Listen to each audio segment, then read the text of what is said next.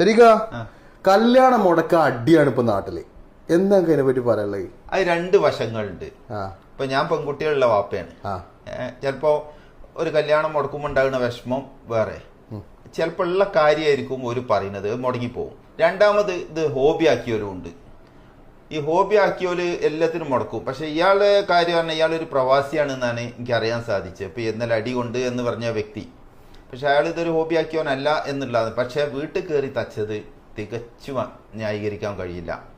ഇപ്പൊ ഈ കഴിഞ്ഞ ജൂലൈ മുതൽ പുതിയ നിയമം, ഇപ്പൊ ഇന്ത്യൻ പീനൽ കോഡല്ല, ഭാരതീയ ന്യായ സംഹിത 333 സെക്ഷനിൽ ഇപ്പൊ ഒരു റിമാൻഡ് ആയി കഴിഞ്ഞിട്ടുണ്ടാവും. ആയിക്കഴിഞ്ഞാൽ 7 വർഷം വരെ ശിക്ഷ കിട്ടും. അപ്പൊ നമ്മൾ എന്ത് ചെയ്യണോ? ഇത് ഓലെ ന്യായീകരിക്കുന്നില്ല എങ്കിലും കല്യാണം മുടക്കികളെ നമ്മൾ നാട്ടിൽ ബോർഡും കാര്യങ്ങളൊക്കെ എഴുതി വെക്കാം. പക്ഷെ ഒരിക്കലും വീട്ടിൽ കയറി